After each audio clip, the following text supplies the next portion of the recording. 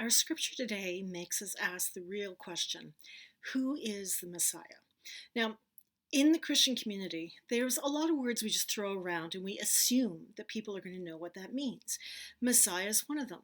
We will spout some catechism, maybe from childhood, or maybe some platitude that we once heard in a sermon, but we really don't talk about who the Messiah is or how that connection is with Jesus.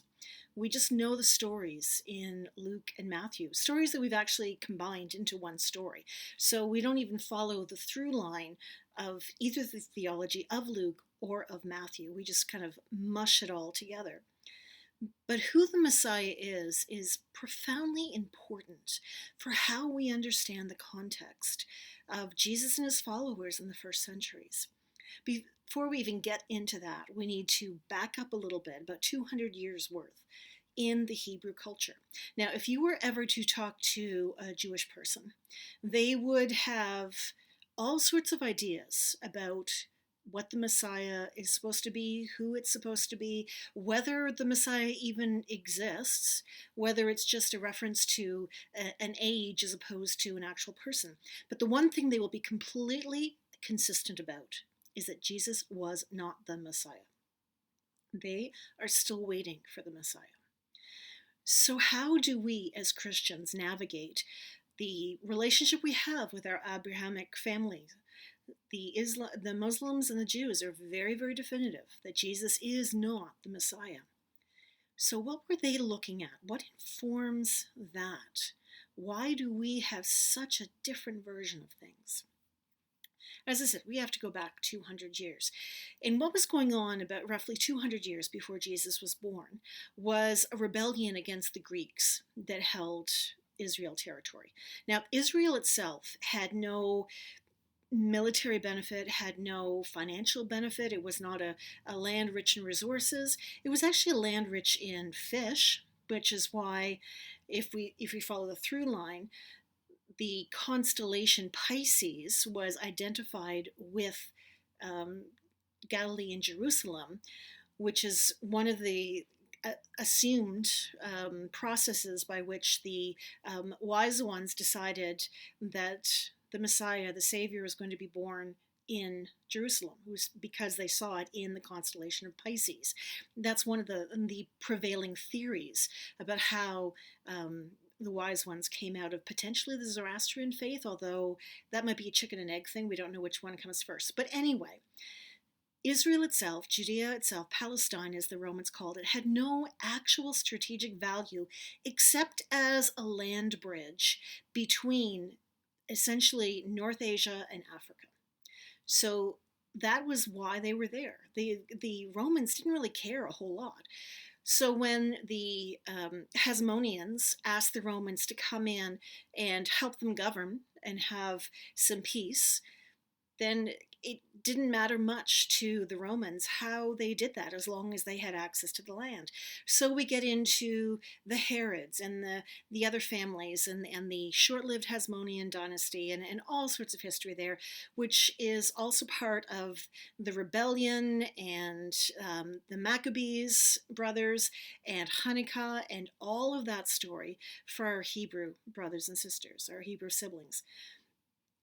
In that experience of being able to kick off the shackles of Greek oppression, because the Greeks had insisted on putting statues, their statues, so the statue of Zeus, I think it was, in the temple, which was to soil the temple. And that's why the whole story of Maccabees and Hanukkah and cleansing the temple and 8 days of oil and the miracle that happened, that was all a political act by militant Hebrew folks of the time to overthrow their oppressors. During this time, they also started developing the concept of Messiah. It was not something that had been started in Genesis and continued on. It's not something that started with Moses or David or anybody else. It started in what we consider the intra-testamental time. So between when the Old Testament or the Hebrew Scriptures finished being written as far as Protestants are concerned, because we don't deal with the Apocrypha, and when the New Testament or the Christian writing started. So in this 200-year period of time, they started to develop this concept of Messiah. And who was the Messiah? Well, there was no agreement on that. There was a belief that it was connected to the King David. Now, King David, if King David existed at all, he was 1,500 years before this. And there is some loose reason to believe that yes, he did, but there's very loose evidence on his existence. And you don't tell our Jewish siblings that we question the existence of King David. It's just not done. But as Christians, it's not the same kind of relationship, so we can really question a little bit. But for the Hebrew people, King David is profoundly important, because King David was the one who ruled the perfect kingdom independently and would come back. The descendants of King David would come back again. And that's one of the people the Hasmoneans identified with. They claimed they were the proper heirs of David, so they had the right to rule in that 200-year period. So we had the concept of the Messiah emerging as this descendant of David, but not necessarily a king. So this is where the whole Messiah gets to be really complicated, because there's people who didn't believe at all.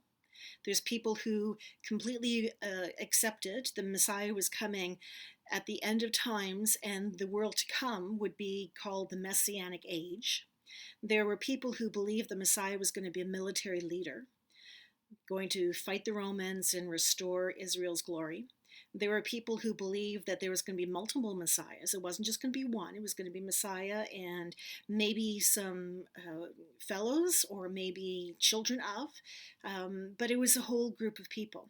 Then there are people who believed that the king was the military leader, and that was how you're going to identify the Messiah. But this was a promise of hope for a group of people who were desperate. Now, around this time is also when you get a lot of the apocryphal literature. So all of this is happening at the same time.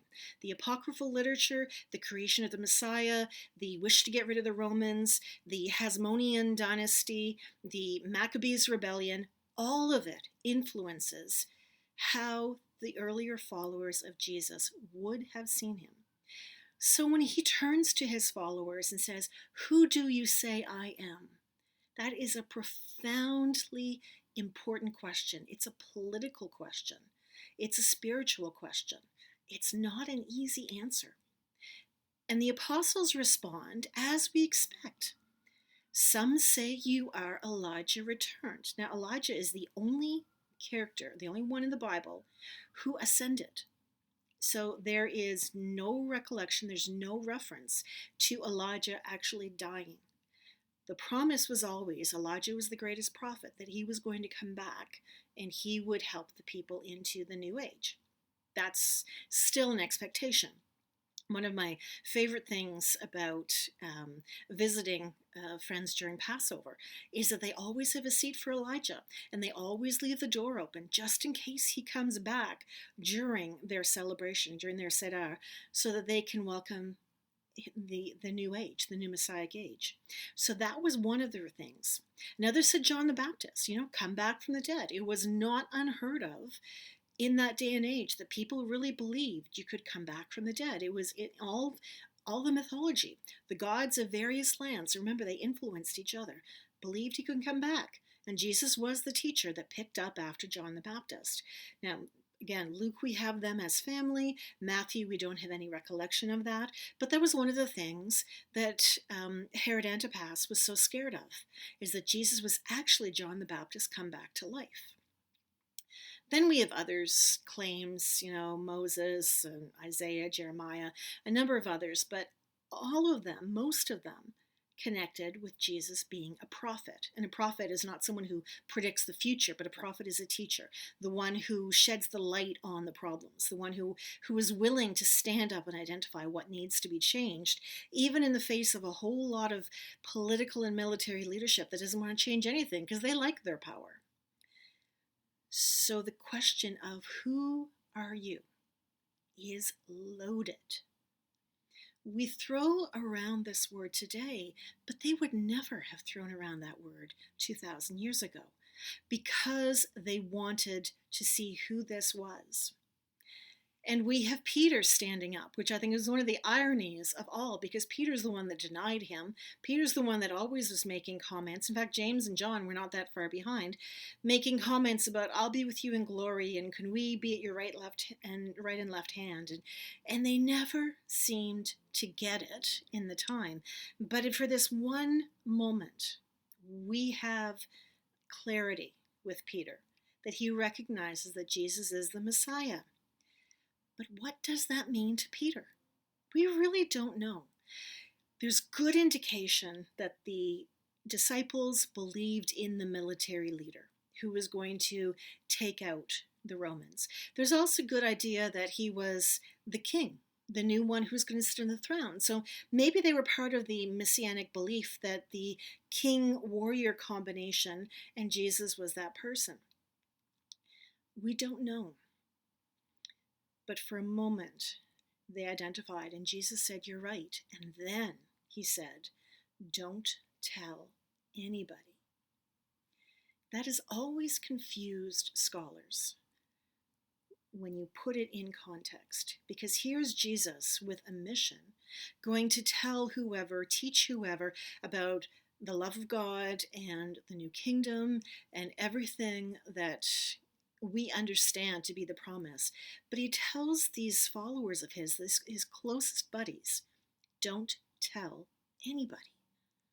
Not until the time comes. Why is it? I think it has to do with so many understandings of who that Messiah is and the reality that Jesus wasn't any of them. He was not warlike at all. In fact, the only time we ever see Jesus losing his temper is in the temple when he goes after the people who are exploiting others in the money-changing pits. We never see the political stance against any of the authorities.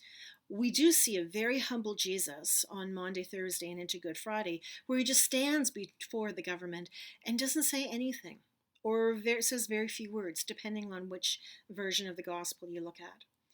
We see a Jesus who is living love, who is one of the best counters to toxic masculinity that we can ask.